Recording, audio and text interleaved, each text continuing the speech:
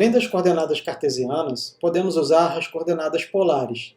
Nas coordenadas polares, uma coordenada radial r indica a distância da origem ao ponto e é sempre positiva. A minha coordenada radial ela é definida como a raiz quadrada do componente x ao quadrado mais o componente y ao quadrado. Vamos considerar um vetor A com a cauda na origem e supondo que esse vetor A tem uma magnitude de 25 unidades e faz um ângulo de 36,9 graus com o eixo x. As suas componentes são AX igual a 20 unidades e a Y igual a 15 unidades. A magnitude desse vetor A é simplesmente a raiz quadrada de 20 ao quadrado mais 15 ao quadrado. Se você fizer esse cálculo em sua calculadora, vai obter 25 unidades. A coordenada angular θ especifica o ângulo entre o vetor r e o eixo x, e é medida no sentido anti-horário a partir do eixo x positivo.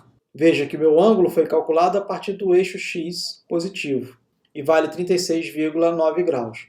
Este ângulo é calculado via o arco tangente da coordenada y dividido pela coordenada x.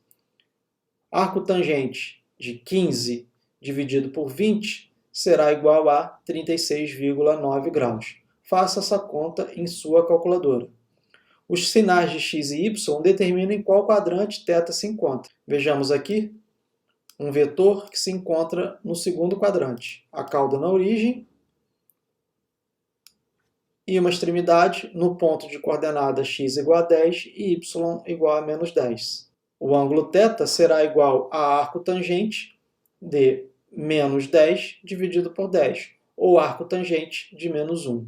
Esse ângulo será igual a menos 45 graus. Contudo, veja, medido no sentido horário em relação ao eixo x. Ao medir o ângulo no sentido horário, esses ângulos vão assumir valores negativos. Os ângulos tomados no sentido anti-horário assumem valores positivos. Isso é uma convenção.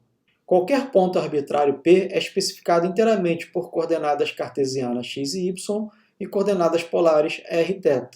E eu posso passar de um sistema para o outro por meio dessa regra. X é igual a r cosseno θ e y é igual a r seno θ.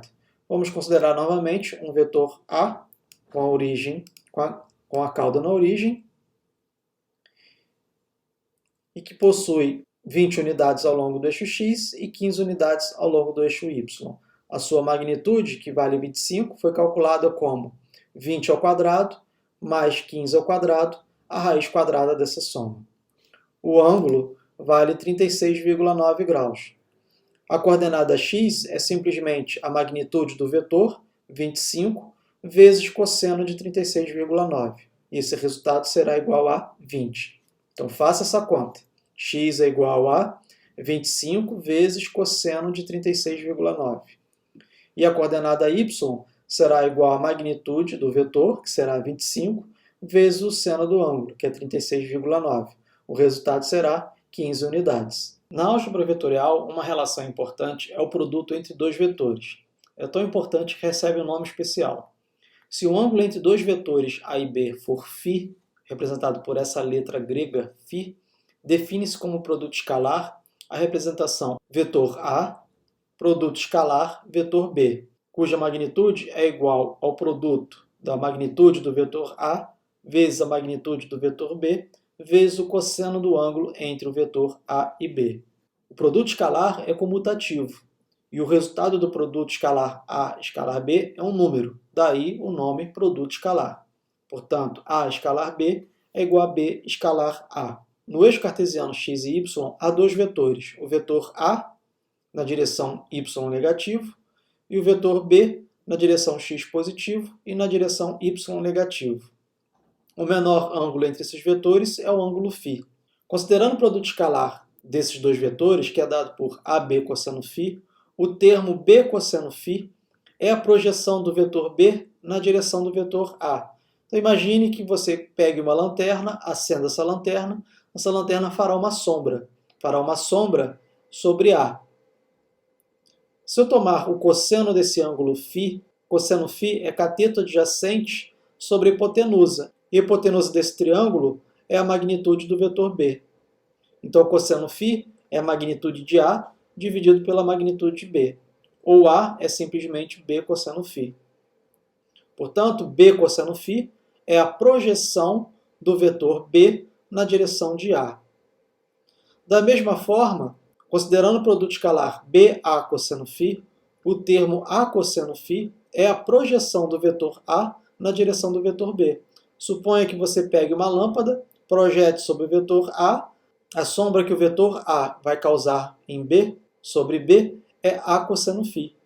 Veja que agora você tem um triângulo retângulo, de tal forma que o cosseno de φ é o cateto adjacente, que é B, dividido pela hipotenusa, que é a magnitude do vetor A.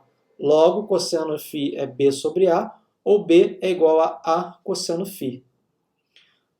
Note que, ao calcular o cosseno do ângulo, temos uma razão entre A e B, mas é uma razão entre as magnitudes. Não existe a divisão de um vetor por outro. Tome cuidado com isto. Analise com cuidado esse desenho, identifique o cosseno de φ como B sobre A e o cosseno de φ como A sobre B.